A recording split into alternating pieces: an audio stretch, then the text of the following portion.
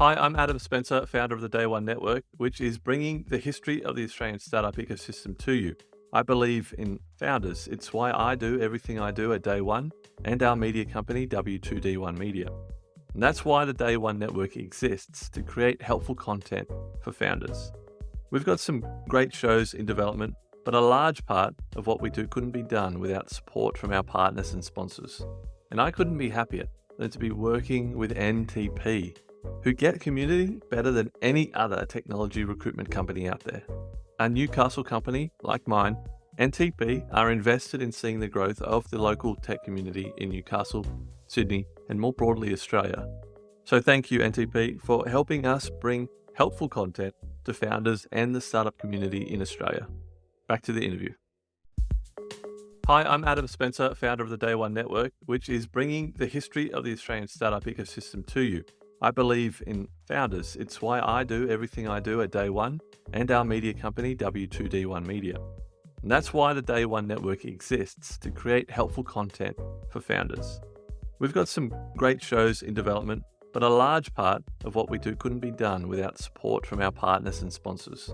And I couldn't be happier than to be working with NTP, who get community better than any other technology recruitment company out there. A Newcastle company like mine, NTP are invested in seeing the growth of the local tech community in Newcastle, Sydney, and more broadly Australia. So thank you, NTP, for helping us bring helpful content to founders and the startup community in Australia. Back to the interview. Hi, I'm Adam Spencer, and welcome to Day One, the podcast that spotlights Australian startups, founders, and the organisations that empower Australian entrepreneurship. We go back to the beginning to tell the story of Australia's most inspiring founders and how they built their companies. You're listening to a special interview series as part of a documentary W2D1 is producing about the history of the Australian startup ecosystem. On the episode today, we have... Hi, I'm Rachael Neumann. I'm one of the founding partners of Flying Fox Ventures, which is an early stage venture firm that backs Australia and New Zealand's most ambitious founders and pours fuel on their fire to help them realize their global ambitions.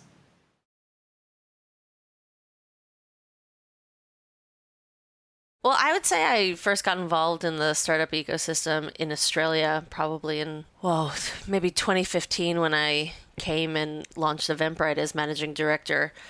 I was deeply involved in the startup scene in San Francisco prior to that, but I think coming out as an operator of a US-based company, bringing that to Australia, it was, first of all, the first time I was getting my hands dirty in the ecosystem, meeting lots of other amazing entrepreneurs, meeting investors. There were only a few of them back then, but getting to know them, and then getting to know, some of the other country leads or managing director of US-based startups that had launched in Australia. And that was the first time I think I also jumped head on into giving back to the ecosystem. So that's when I started hanging out with StartMate, got to know a bunch of companies then, mentored them through the accelerator program. And I think that's, it's one of those things you start to meet people, you get introduced to others, and kind of one thing begets another. And before I knew it, I had my hands in lots of different pots across the ecosystem. Coming from what is the centre of the startup universe, San Francisco Bay, to Australia, what struck you? Yeah, I think going back to 2015, even then, the startup ecosystem was still a bit nascent compared to what I was experiencing in the Bay Area. And I'll go back even further. I moved to the Bay Area in 1999 as a freshman at Stanford, and I was a student between 99 and 03. So you can do the math and figure out how old I am. But what's important about those dates is that I had a front row seat to the tech bubble, and then of course it bursting in our face. And so I had kind of seen a whole cycle. And then by 2015, there was a renaissance of the tech scene, and it was totally bustling in San Francisco. And so for me to come to Australia, I kind of felt at that time that I was going back maybe 10 years or so to when things were just kind of recovering from the bubble bursting. And I don't mean that it was immature in, the talent that was available or the amazing companies that were coming out, but just immature in that it had a few of the core ingredients, but it wasn't coming together as a beautiful recipe yet. And, I think that meant that there wasn't a ton of private capital that was available.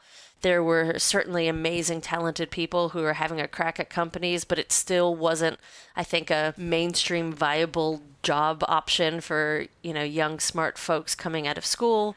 The government was trying to figure out how they'd play in it. Universities, I think, we're kind of ignoring it, and we're focusing on the traditional subjects. And so I think like the flywheel of the ecosystem, the actual system of the ecosystem wasn't quite working together. But, I look now and it's just, 6, 7 years later, and there has just been an exponential growth phase for Australia. And what I see now is, incredible talent, more private capital than we've ever seen before, lots of entities, whether that's corporates or universities, overseas organizations trying to get involved. And so it's really exciting to see how it's coming together. And what we're also seeing is second-time founders recycling back into the ecosystem, either as mentors or investors. We're seeing folks who have made some money through liquidity events, maybe as early employees for some of these tech companies. They're coming back as investors, and they're not just bringing their capital, but they're bringing their experience second time around. So I always say it's never been a better time to start a startup or invest in a startup in Australia. And I just feel like every day it gets to be more and more true.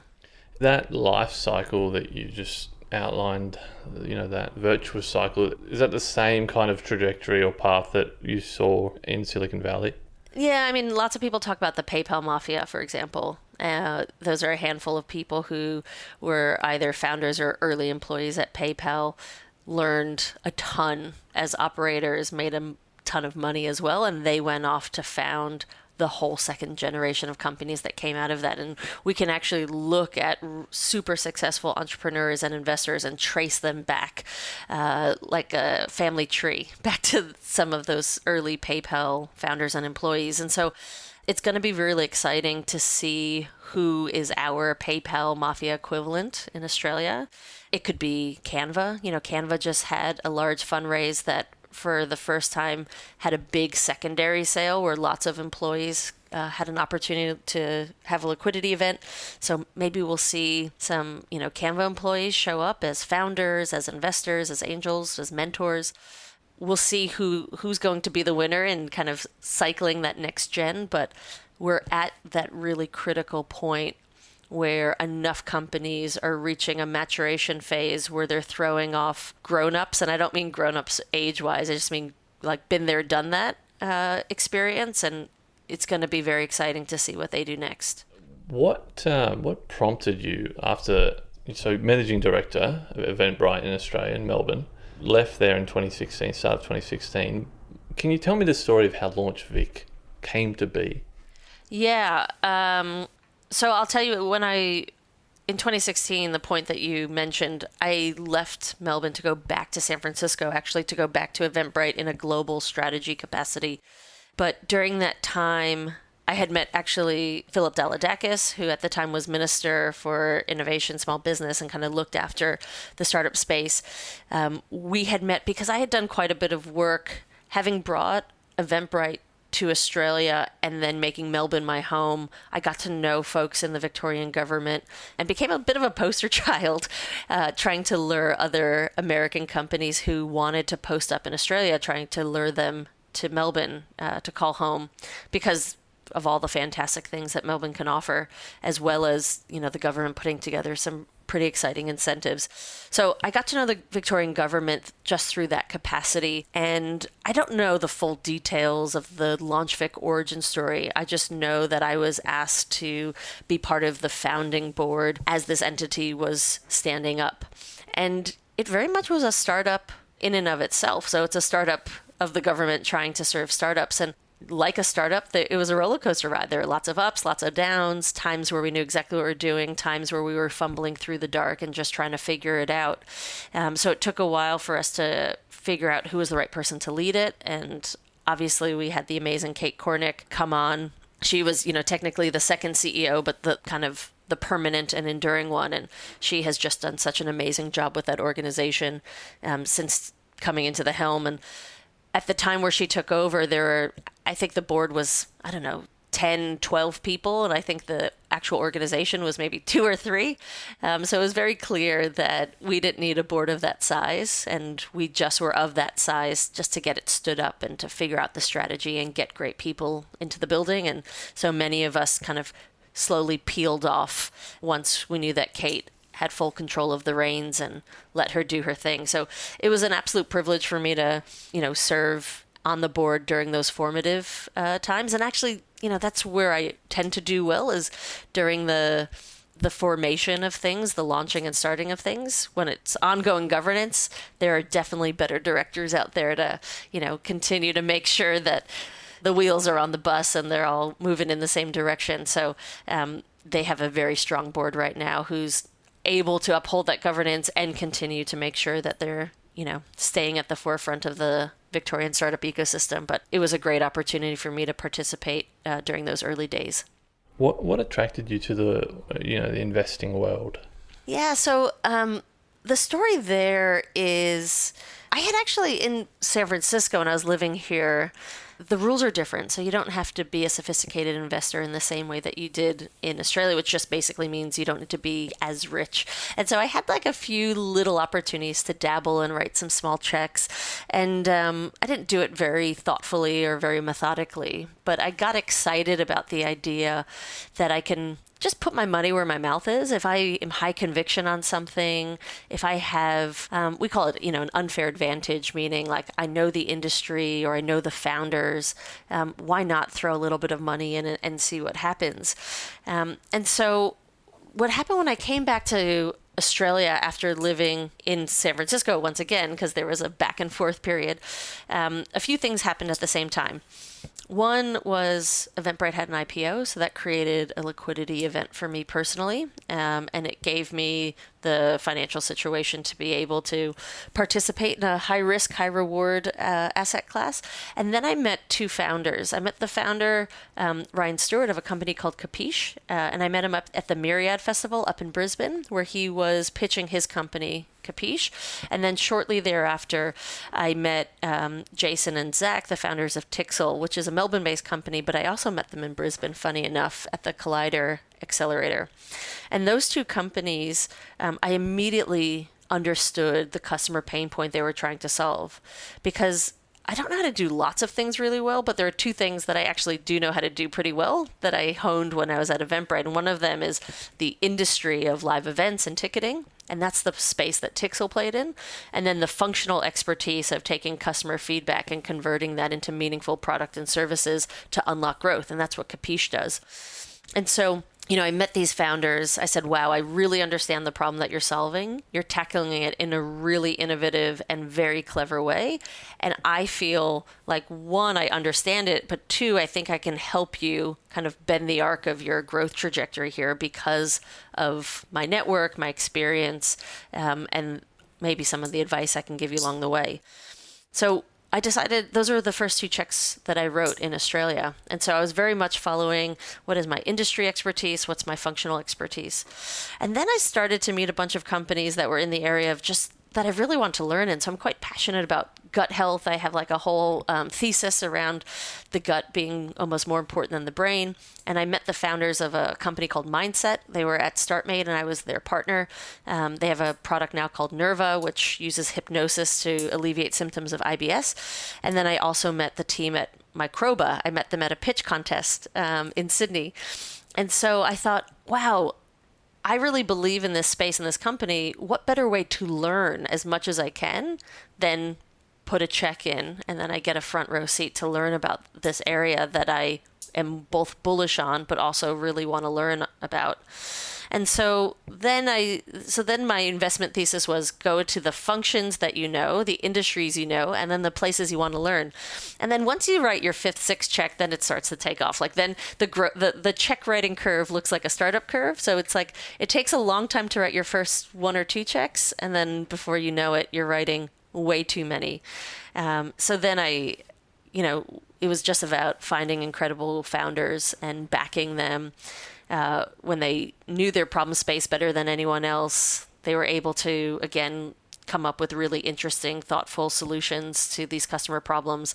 And I just backed their ability to be the one who's going to solve it.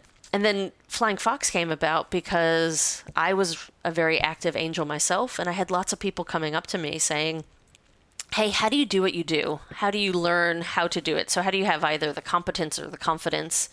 And then they said, maybe if I know how to do it, how do you get access to all those deals?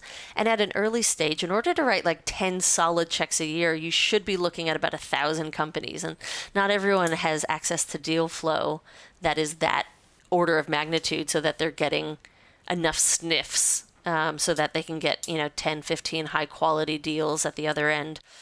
And then there's always the question of access, because if they find a great deal, but they're being a good little angel and writing lots of small checks, not everyone wants a 10K check on the cap table. We call them kind of rats and mice. And so the idea for Flying Fox came about, and I partnered up with Kylie Fraser, who now is the other half of the founding partnership of Flying Fox. We started Flying Fox to come up with a model that helped to bring new people into the early stage investing space, give them the education and the confidence to invest, give them the power of pooled capital so that we can get into those best, choicey deals. And we take the deal flow and the due diligence and the legals and the accounting, all of that off their hands and just do it for them. So Flying Fox is now running in its second year. We're deploying about $10 million a year, half of which we put into first checks across 10 companies. And now our portfolio, that's over 30 companies. We have lots of our babies are growing up and needing more money. And so about half of our capital year goes to follow-on checks in our existing portfolio. So it's one of those things where it just has happened really organically, where I follow both my interest, my expertise, my passion, and then I just saw a big gap in the market, and it's just been an absolute honor to be able to, bring incredible investors along on the journey, which just means we get to increase the impact and the number of founders that we support in them doing their life's work.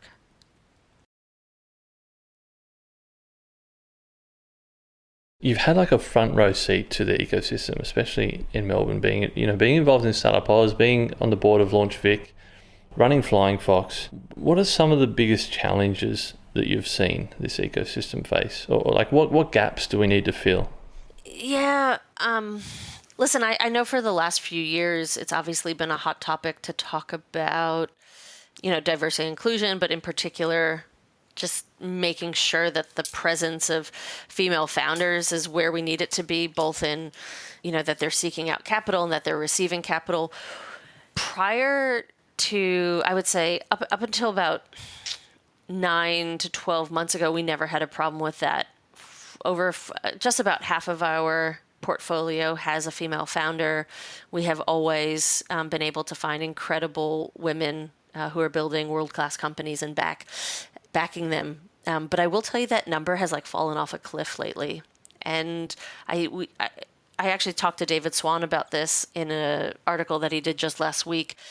My hypothesis is, with COVID, women who sometimes tend to have lots of demands on their time during these lockdowns and have been forced to take the lion's share of, duties at home, whether that's homeschooling or looking after parents, family, and just the energy and time and physical, space is just not there to start companies. But I've asked my peers, and we are all consistently seeing the same thing, that just the number of female founders that are coming through the top of our funnel has kind of dried up. So what's unfortunate is that I think that we were making some really good progress. And I feel like we have gone back 5 or 6 years in just the numbers that my peers and I are seeing. Now, I hope that, with schools back open and hopefully they stay open, and with the return to normalcy, hopefully we'll see that change.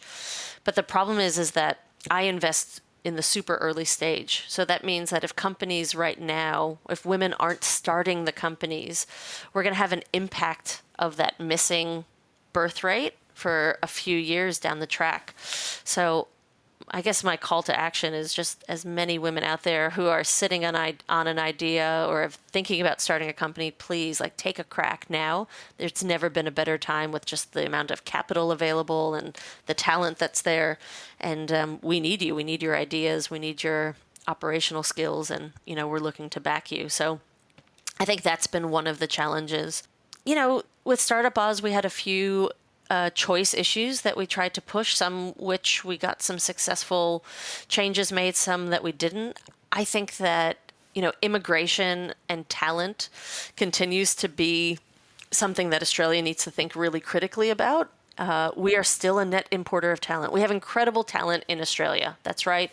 But there are still gaps, and there's still an experience gap. And so we should be a net importer of talent. And so we need our immigration policy to be aligned to that. And right now, the main companies that have been able to tap into overseas talent are the ones that are large corporates that can bring big numbers of people overseas and go through the various immigration hoops that are required to sponsor folks. And so we need to think about, and we have this now, this direct entry stream visa for tech workers, but we need to just think about how do we continue to make it super easy for startups, young startups that don't have huge HR departments, big budgets to pay immigration lawyers and migration agencies. Just how do we allow them to bring in the talent that we need, whether that's engineering, product managers, even, sales and marketing people who just know how to sell and market tech products or software. Like, we need that talent to come in. And again, if you look at what happened during COVID, we slammed our borders shut. And it is really hard to get talent in when we have a completely closed border. So again, it just means that we lost a lot of momentum for 18 months, not having talent come to Australia. And it was actually an amazing time for us to attract talent. Prior to the major lockdowns, Australia was faring pretty well in COVID. It was a pretty awesome place to be. And you can see other industries that we were allowed to bring talent in, like the film industry, movies. We had half of Hollywood living in, I was up in Byron Bay the second half of last year. I'll tell you, half of Hollywood was there with me. And so when the government decides that an industry is worth investing in and everything lines up, it works. Australia is a huge magnet for talent. And so we need that same focus that the government put on the film industry to put on our tech industry, and incredible things are going to happen if that's the case. So I still think that we have a gap in our immigration policy, or moreover, how our government thinks about doubling down on the tech industry in the same way that they have doubled down on others. Then there are a whole bunch of little boring things that I don't know if I'll get into, but I mentioned earlier, right now investors need to be sophisticated as a definition, which means they need to have assets over 2 million or income of 250,000 per annum. And I think that I understand why that policy is in place, but I think it's the wrong hurdle. And there's discussion right now of them actually increasing the bar for sophisticated investors, so increasing the means test. And that's just the wrong direction we're going. And we need to get more and more people to smartly and safely, but we need them to participate as early stage investors. In Australia, we're only investing about $3 per capita in early stage companies versus the US is putting about $25 per capita. So we just have this huge funding gap. And if we know this and we need more and more people to become investors, we should make it easier and not harder. We should allow people to educate their way into the asset class rather than having to have, a certain amount of money. Having money doesn't mean that you know what you're doing, right? So I just hope that we make some small policy changes that are in pursuit of what we're trying to achieve, which is mobilizing more capital and more interest and more energy into this sector.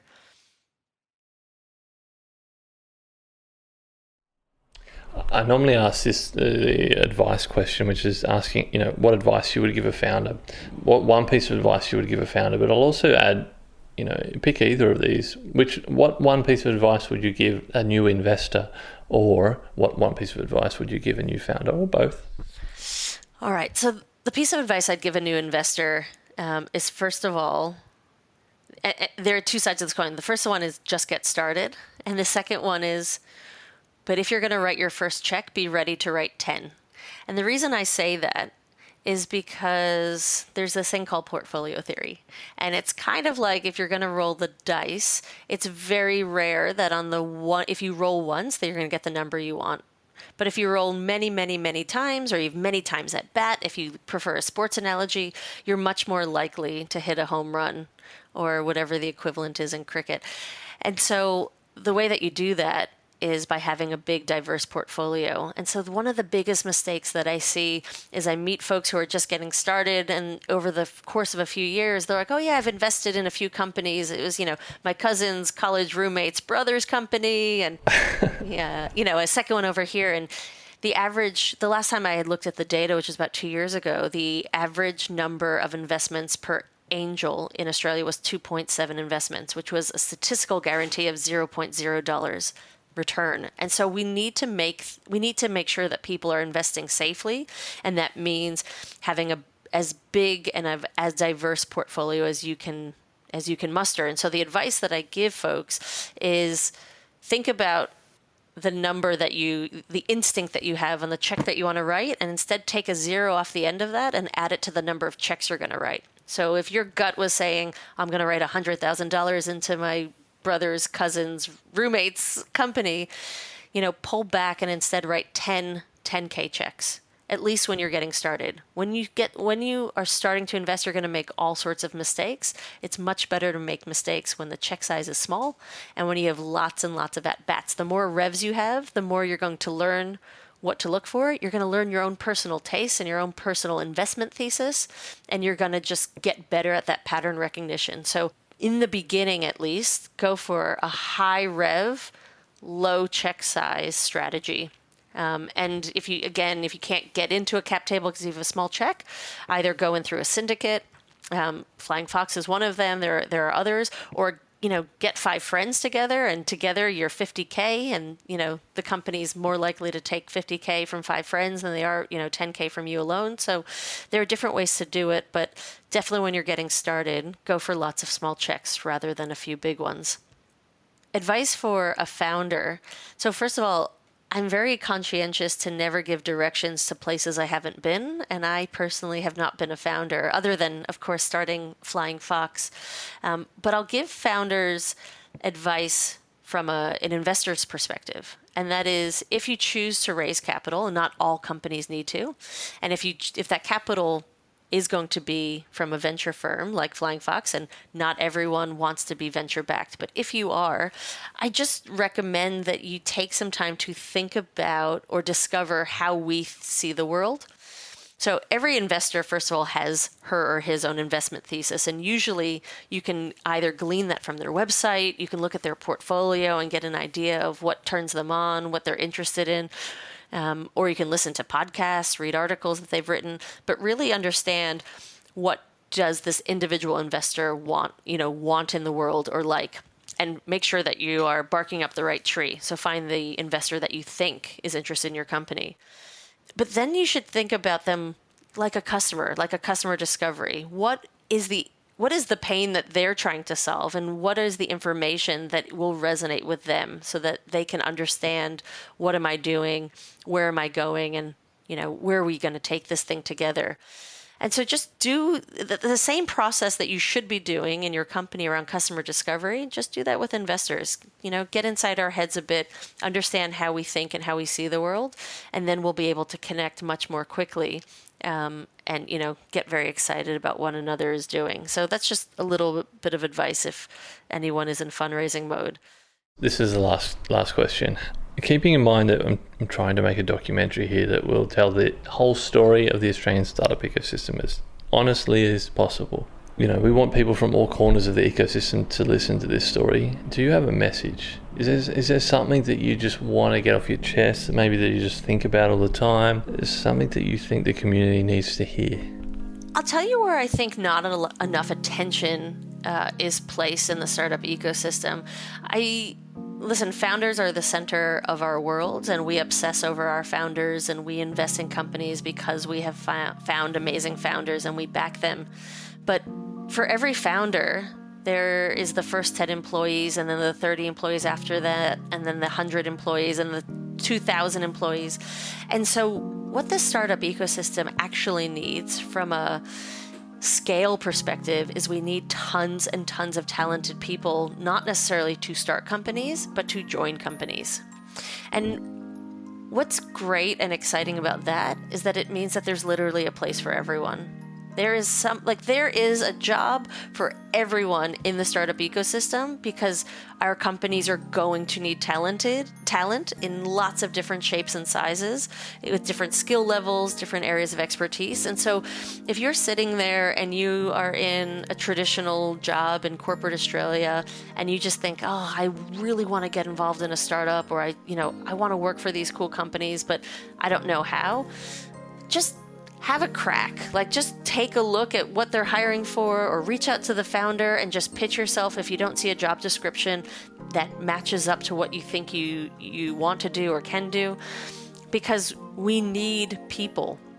In order for this ecosystem to work, yes, we need founders. Yes, we need investors. Yes, we need, incubators, but we need hundreds and hundreds and thousands of people to build these companies and help them scale. Every single startup that I know in my portfolio and beyond is hiring right now. Everyone. And so I just want, what I would love to see in the next couple of years is just this, right now we're in this period that we're calling the mass resignation. I want to see the great resignation. I want to see a mass migration from the corporate world into the startup world, because there's something for everyone.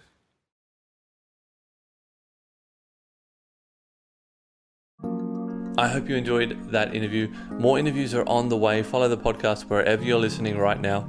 Stay tuned for more interviews with many, many more amazing people from the Australian startup ecosystem. Thanks for listening, and see you next time.